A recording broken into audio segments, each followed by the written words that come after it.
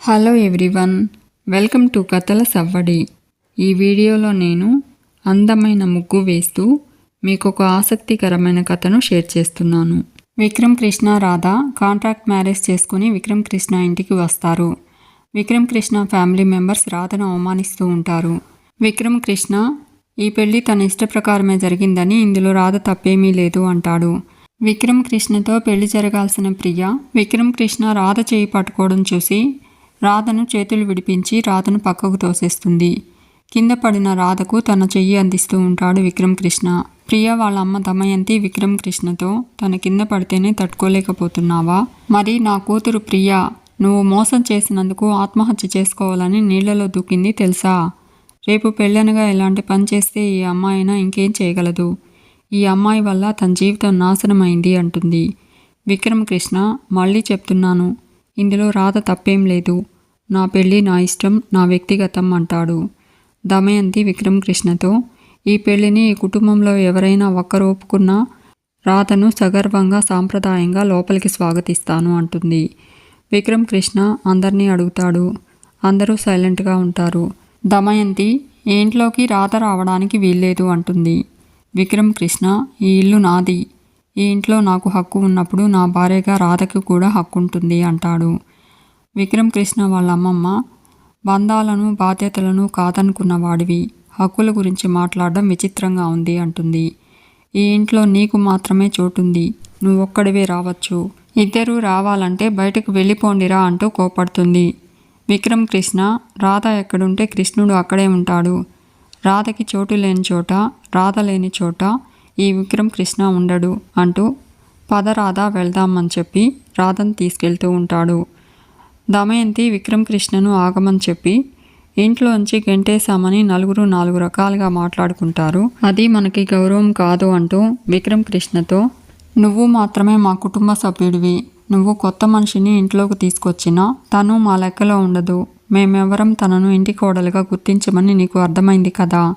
ఇంట్లో ఒక వస్తువులా మాత్రమే తనుంటుంది.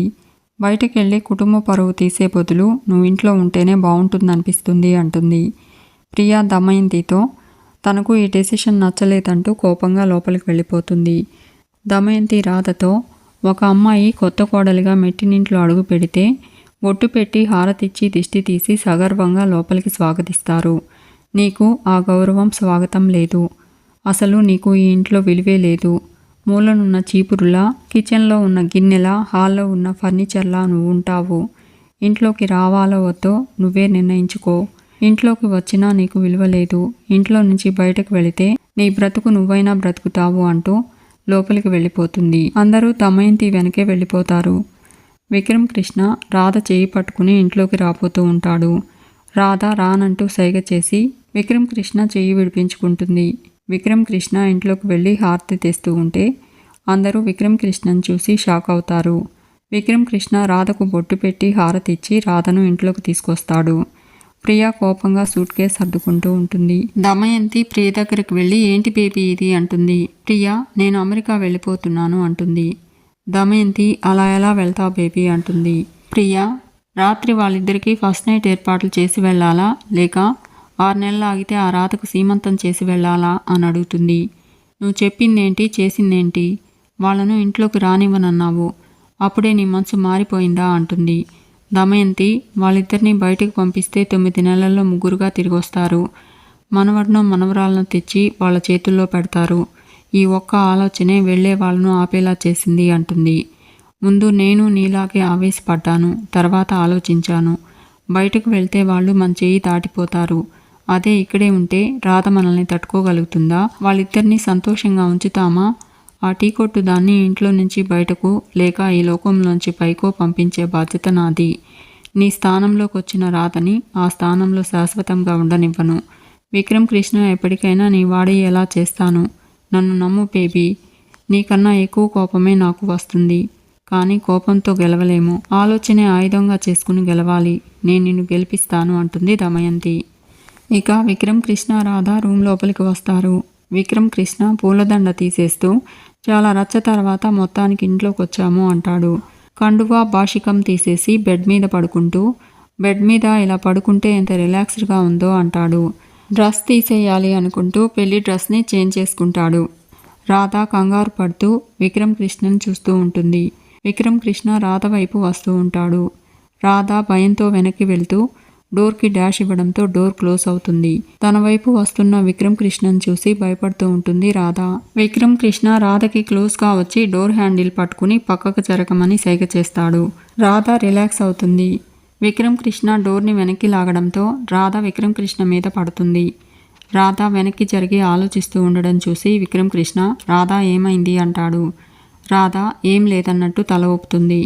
విక్రమ్ కృష్ణ సరే నువ్వు తలుపు తీయి, నేను బయటకు వెళ్తాను అంటాడు. రాధ తలుపు తీయడంతో విక్రమ్ కృష్ణ బయటకు వెళ్తూ వెనక్కి తిరిగి ఏదో చెప్పబోతూ ఉంటాడు. రాధ కంగారు పడ్డం చూసి ఎందుకు ప్రతిదానికి ఓవర్ రియాక్ట్ అవుతున్నావు అంటాడు. ఇదే నీ గది అంటూ సారీ ఇదే మనం ఉండబోయే గది, ఫీల్ ఫ్రీ అంటూ వెళ్ళబోతూ ఉంటాడు. రాధ ఒక్క నిమిషం అంటుంది. విక్రమ్ కృష్ణ ఏంటి అంటూ ఆగుతాడు. రాధ ఇందాక ఆ హారతి ఎందుకు ఇచ్చావు బాబు అంటుంది. విక్రమ్ కృష్ణ నీ ఫేస్ చూడలేక అంటాడు. రాధ అర్థం కాలేదు అంటుంది. విక్రమ్ కృష్ణ నీకు అసలే సెంటిమెంట్స్ ఎక్కువ కదా, మా వాళ్ళ మాటలకు నువ్వు హర్ట్ అయ్యావు కదా, నీ ధైర్యం కోసం నేను అలా చేశానులే అని చెప్పి వెళ్ళబోతూ ఉంటాడు. రాధ నాకు అలా అనిపించలేదు అంటుంది. విక్రమ్ కృష్ణ మరి ఏమనిపించింది అని అడుగుతాడు. రాధ ఎక్కడో తేడా కొడుతుంది అంటుంది. మీ మనసులో ఏదో ఉండబట్టే అవన్నీ చేశారంటున్నాను అంటుంది. విక్రమ్ కృష్ణ నా మనసులో ఏంటి, ఏమంటున్నావు అంటాడు. రాధ ఏదో ఉంది అంటుంది. విక్రమ్ కృష్ణ ఆ ఏదో ఏంటో క్లియర్గా చెప్పు అంటాడు. రాధ మీకు ఏ ఇంటెన్షన్ లేకపోతే నాకు బొట్టు పెట్టి హారతి ఇచ్చి చేయి పట్టుకుని మరి ఏదో సొంత పెళ్ళాంలాగా అలా తీసుకొస్తావా అంటుంది. విక్రమ్ కృష్ణ నాకు అర్థం కాలేదు, కొంచెం క్లియర్గా చెప్పు అంటాడు. రాధ నీకు నా మీద ఏదో ఫీలింగ్ ఉంది, అందుకే ఇదంతా చేశావు అంటుంది. విక్రమ్ కృష్ణ ఇంకొంచెం క్లియర్గా చెప్పు అంటాడు. రాధ నీకు నా మీద ఏదో ఫీలింగ్ ఉంది, అందుకే ఇదంతా చేశామంటున్నాను అంటుంది. విక్రమ్ కృష్ణ వచ్చిందండి వయ్యారి అంటాడు. రాధ షాక్ అవుతూ ఓయ్ తాటి చెట్టు అంటుంది. విక్రమ్ కృష్ణ నీకు చాలా ఎక్స్పెక్టేషన్స్ ఉన్నట్టున్నాయి, రియాలిటీలోకి వస్తే బాగుంటుంది అంటాడు. ఓవర్ థింకింగ్ ఆపితే ఇంకా బాగుంటుంది అంటాడు. రాధ మొహం తిప్పుకుంటుంది. విక్రమ్ కృష్ణ ఇది ఓన్లీ అగ్రిమెంట్ మ్యారేజ్ అంతే అని చెప్పి వెళ్ళిపోతూ ఉంటాడు. రాధ అంతే అయితే అలా అందరి ముందు చేయి పట్టుకోవాలా అంటుంది. విక్రమ్ కృష్ణ నువ్వెక్కడ దొరికావే బాబు నాకు అంటాడు. రాధ నాది సేమ్ డైలాగ్ అంటుంది. విక్రమ్ కృష్ణ అవసరం నీది నాది అంటాడు. రాధ అందుకే కదా నోరు మూసుకుని ఉంది అంటుంది. విక్రమ్ కృష్ణ ఎక్కడ నోరు మూసుకున్నావు, డిటిఎస్ రేంజ్లో అరుస్తున్నావు కదా అంటాడు. రాధ షాక్ అవుతుంది. ఇక రామలింగం విక్రమ్ కృష్ణ ఇంటికి వస్తాడు. అందరూ రామలింగం దగ్గరికి వస్తారు. ప్రియా రామలింగంతో వాళ్ళిద్దరే పెళ్లి చేసుకున్నారా, నీకు అన్నీ తెలుసు నోరు విప్పు అని అడుగుతూ ఉంటుంది. అటుగా వెళ్తూ ఉన్న రాధ ప్రియను చూస్తుంది. రామచంద్రయ్య రామలింగంతో ఈ పెళ్లి మీద నాకు చాలా డౌట్స్ ఉన్నాయి అంటాడు. విక్రమ్ కృష్ణ స్విమ్మింగ్ పూల్లో స్విమ్మింగ్ చేసి జ్యూస్ తాగుతూ ఉంటాడు. రాధ విక్రమ్ కృష్ణ దగ్గరకు వస్తుంది. అందరూ రామలింగం అన్నయ్యను రౌండప్ చేశారు, మీ వాళ్ళందరికీ మనది అగ్రిమెంట్ పెళ్ళని తెలిసిపోతుంది అంటుంది. విక్రమ్ కృష్ణ నవ్వుతూ ఉంటాడు. ప్రియా విక్రమ్ కృష్ణతో అసలు మీరిద్దరూ ఎప్పుడు లవ్లో పడ్డారు, ఎప్పుడు కలిశారు, పెళ్లి దాకా అలా ఎలా వచ్చారు అని అడుగుతుంది. విక్రమ్ కృష్ణ అది ఒక పెద్ద కథ, విక్రమ్ కృష్ణ గాడి ప్రేమ కథా చిత్రం అంటాడు. రాధ షాక్ అవుతూ తన చేత్తో నోరు మూసుకుంటుంది. మీకు ఈ వీడియో నచ్చితే లైక్ చేయండి, షేర్ చేయండి, తప్పకుండా సబ్స్క్రైబ్ చేసుకోండి. Thanks for watching.